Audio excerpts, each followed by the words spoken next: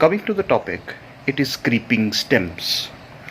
Now, what are creeping stems? If you see creeping stems, these are basically the stems which are partially below and partially above the ground. Now ये एक बड़ी ही important चीज़ है, यहाँ एक point हम लिखने जा रहे हैं, that is partially below and partially above the ground. Now creeping stems, अब नाम से ही पता लगता है कि they do not have enough strong stem, they have weak stem. So these creeping stems are also, these plants are also known as sub-aerial stems. और ख़ास तौर पे सब एरियल स्टेम्स हम यहाँ क्यों ले रहे हैं, क्योंकि इनका एक और बहुत इंपॉर्टेंट पार्ट है कि दे हेल्प इन वेजिटेटिव प्रोपेगेशन. और इसीलिए चैप्टर 12 में क्लास 12 में चैप्टर 1 में जब हम नेचुरल वेजिटेटिव प्रोपेगेशन पढ़ते हैं तो वहाँ पर एक बहुत ही इंपॉर्टेंट पार्ट ये प्ले करते हैं. So these are, they help in vegetative propagation. So this is very important. Now चलिए आगे चलते हैं. आगे की अगर हम बात करें तो ये क्रीपिंग स्टेम्स और सब एरियल स्टेम्स जो हैं, हम बेसिकली इनको डिवाइड करते हैं. लेट अस सी, इनको हम डिवाइड करते हैं इन 3 पार्ट्स. और दीज 3 पार्ट्स, अब वो 3 पार्ट्स क्या हैं? Number 1 is the runner, number 2 is the stolon, and number 3 is the offset. तो 3 तरह के प्लांट्स आपको यहां मिलेंगे, रनर, स्टोलन एंड ऑफसेट. और हम इन तीनों को हल्का हल्का रिव्यू करेंगे और डायग्रामेटिकली ही ज़्यादा पॉइंट्स हम डिस्कस करेंगे, क्योंकि ऑलरेडी हमने ये 11th क्लास में we have already done all these topics in morphology of plants. So let us start with the number 1 part is the runner. Now runner क्या है? Now देखिए runners क्या हैं? These are basically, let me adjust it. Now runners क्या हैं? Runners are basically, हम कहेंगे these are long internode plants. These are, first point, long internode plants. अब long internode plants का मतलब क्या है? Now let us understood by drawing a diagram. Now वो diagram क्या है? Say this is the ground level. This is the ground level. And what happens here in this very part, you see, यहाँ पर say this is the stem part. ये stem part है और आप देख रहे हैं कुछ हिस्सा इसका above the ground है और कुछ हिस्सा इसका below the ground है. Now what is happening here? Now यहाँ पर क्या है? From this very point, if you analyze here, from this very point, let me show with you another. From this very point, from this node area, you can say, or axillary area, there arises long internodes. और यहाँ आप ऐसा कह सकते हैं कि this axillary bud which is present here, let me show you this axillary bud by drawing here. This is axillary bud. This grows. और ये एक्सिलरी बड ग्रो कर रहा है और आगे की तरफ चलता है और आगे जाकर कुछ डिस्टेंस पर जाकर ये फिर से, if you see here, it becomes, it stops and give rise to a new plant. Now यहाँ पर भी आप देखिए इसी तरह से यहाँ से भी जो एक्सिलरी बड निकलेगा वो अपनी एक्सिलरी ब्रांच देगा और कुछ दूर तक वो इस तरह से जाएगा और फाइनली फिर से यहाँ पर एक नया प्लांट अराइज हो जाएगा। नो ये पैटर्न अगर आप देखें तो ये पैटर्न आप कहाँ देखते हैं? इस तरह का पैटर्न आप एक बहुत ही इम्पॉर्टेंट जगह देखते हैं और आज आपके सामने एक बहुत ही अच्छी एग्जांपल हम रखने जा रहे हैं and this example is of डूब ग्रास, जिसे हम कहते हैं साइनोडॉन डैक्टिलॉन। और इसे हम अपनी लोकल लैंग्वेज में अगर जम्मू के हिसाब से देखा जाए तो हम इसे क्या कहते हैं? वी कॉल इट, हम इसे कहते हैं ध्रुव ग्रास। ये हम पूजा में भी इस्तेमाल करते हैं। कई बार जब हम टेम्पल्स में जाते हैं तो शिव शंकर के मंदिर में जब हम जाते हैं तो वहाँ हम पूजा के लिए इस ध्रुव ग्रास का इस्तेमाल करते हैं। सो दिस इज ध्रुव। अनदर वेरी गुड एग्जाम्पल जो आपको नीट के लिए भी याद रखनी है, it is Oxalis. It is another runner which is very important. इसके अलावा अगर हम यहाँ और एक एग्जाम्पल लें, let me, it is Centella. It is Centella asiatica और हम इसका कॉमन नेम भी मैं यहाँ लिख देता हूँ। Let me write the common name here also. So common name is Brahmi buti. हम इसलिए कहते हैं क्योंकि इसका मेडिसिनल यूज़ बहुत ज़्यादा है। इसका मेडिसिनल यूज़ बहुत ज़्यादा है। नो ये कुछ एग्जांपल्स हैं। लॉन ग्रास भी हम इसे कहते हैं साइनोडॉन डैक्टिलॉन, और ध्रुव ग्रास भी हम इसे कहते हैं या डूब ग्रास भी हम कहते हैं। सो ये अलग अलग तरह की लॉन ग्रासेस होती हैं। अब यहाँ पर सबसे इंपॉर्टेंट चीज़ क्या है, जब हम इस स्टेम पोर्शन पर निकलते हैं तो यहाँ ये जो स्टेम पोर्शन है, इट इज से दिस इज द नोड। इस नोड एरिया से what happens from above the node, this above stem arises the leaf portion. You see this leaf portion from here also, the leaf portion here also, the leaf portion in all directions, and from below, if you see in below, there arises the adventitious roots. From this node you see these are adventitious roots. And what is this above?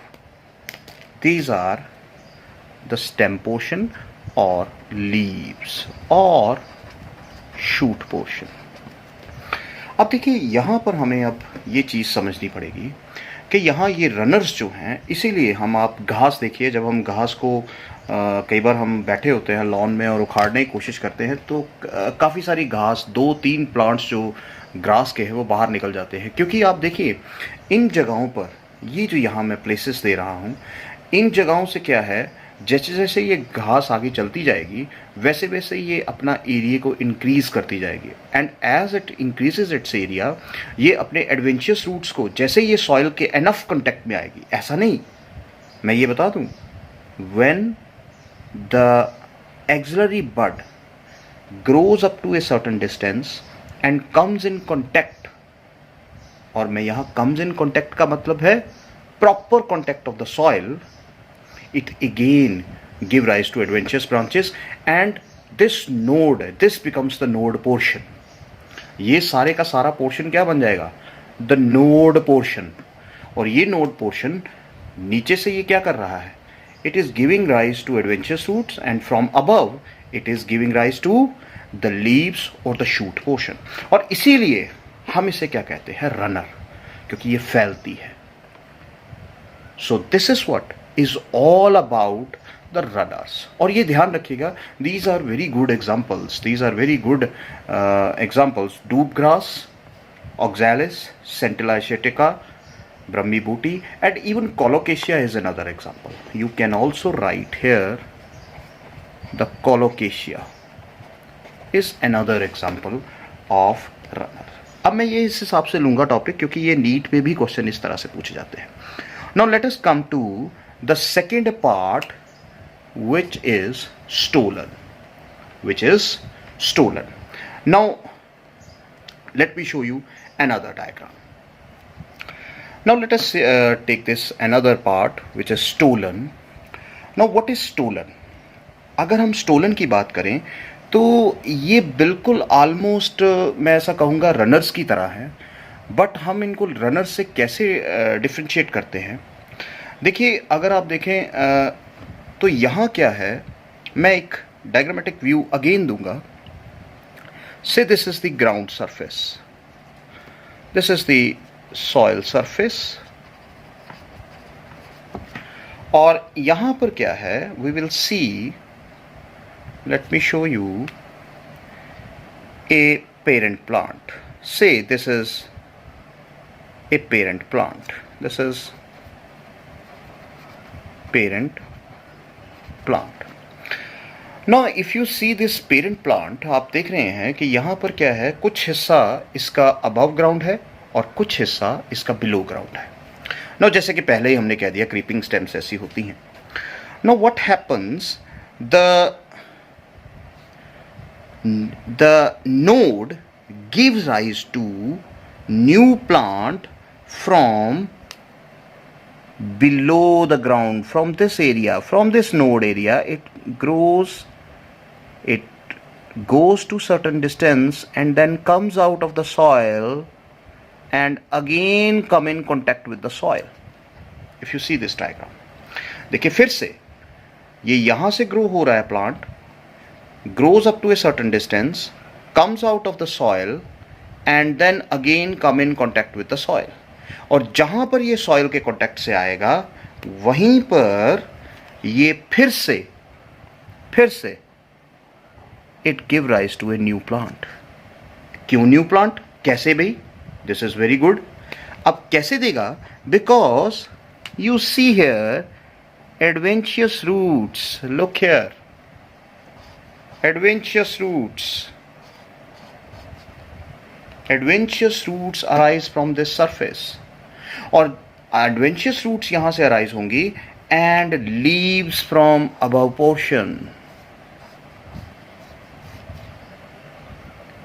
You see here. So let us label this. These are adventitious roots.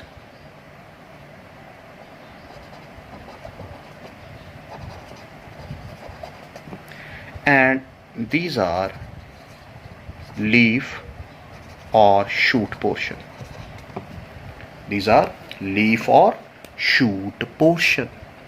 Now इसी तरह से क्या होगा? Let us see again. What will happen? Again, the plant arise from this very below the ground, comes out, again come in contact with the soil. And what happens here, again a shoot portion, a new plant will arise from this area. और यहाँ से कैसे? You know here, again adventitious roots arise from this portion. Adventitious roots. And finally the leaves from above the shoot portion. और यहाँ पर आप देख रहे हैं what is happening here. देखिए, ये रनर्स अगर आप देखें, these are basically stolons are also runners which grow like the ordinary plants and then they arch down to touch the ground. और जैसे ही as they come in contact with the soil, give rise to the adventitious roots, and also from above the leaves or the shoot portion, and new daughter plants arise from the parent plant. They also separate after some time. But you must have seen strawberry plant. So let me write down some examples. Now what are the examples? Examples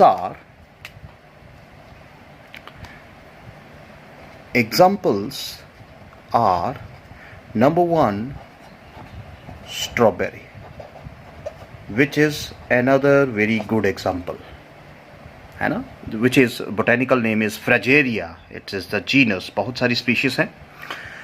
Now strawberry के बाद another very good example जो NEET में आती है, that is, you know, it is peppermint. It is not the regular mint जो आप हम घरों में उगाते हैं, जैसे हम पुदीना बोलते हैं. It is the peppermint. Then another good example as far as your NEET exam is concerned, it is jasmine. So these are the three examples. Remember, strawberry, peppermint and jasmine. Understood. So ये एक ध्यान रखिएगा कि basically हम इन्हें runners ही कहते हैं, ordinary plants की तरह ग्रो करते हैं.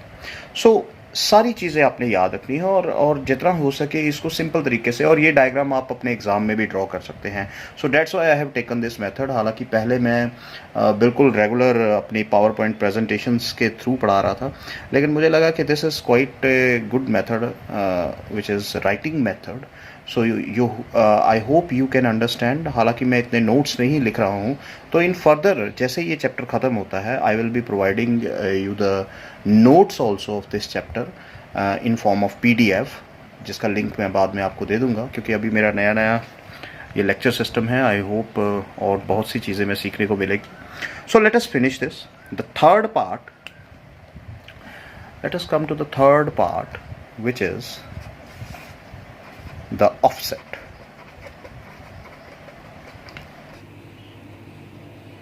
Now what is this? Let us see. Now this is, you know, offset is one internode long plant. Now यहाँ पर मैंने जैसे पहले कहा कि this is, say this part is the node and another node is this part.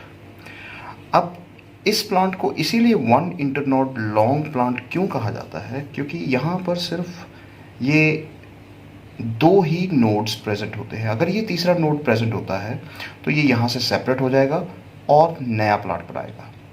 Now ये इन दोनों की बात करते हैं. यहाँ से क्या है, आप देख रहे हैं कि this is a parent plant, और इस पेरेंट प्लांट से ये ब्लू कलर में आप देख रहे हैं एक्सिलरी ब्रांचेस निकल रही हैं. नाउ ये एक्सिलरी ब्रांचेस इंटरनोड है, और ये इंटरनोड जैसे ही आगे कुछ डिस्टेंस तक, it give rise to another node area or auxiliary branch area, which is the new stem portion. This is the daughter plant. Now इस daughter plant से क्या है, फिर से auxiliary branches निकलती हैं और in all directions. Now what happens from this upper area? अगर आप इस upper area को देखें, now इस upper area में से you will see the green color tuft of leaves are arising. Now ये tuft of leaves, these are known as rosette. This condition is known as rosette condition. Now इसी के नीचे यहाँ there arises certain, you know, the adventitious roots. These are adventitious roots. Now इसीलिए इसको कहा जाता है offset. Now the two very good examples are Pistia and water hyacinth, which is Eichhornia. Now this water hyacinth is also known as terror of Bengal, और ये question बहुत बार CBSE pattern exam में या JK बोस में या NEET examinations में पूछा जाता है. और why it is known as terror of Bengal? Because at one time it was grown in the water bodies for you can say ornamental purpose. लेकिन with the time what happened? It causes overcrowding, और इसी overcrowding की वजह से इसने क्या कर दिया, there is decrease in oxygen and suffocation. The term is known as asphyxiation. Now due to this asphyxiation, what happened, there is killing of aquatic fishes and other organisms.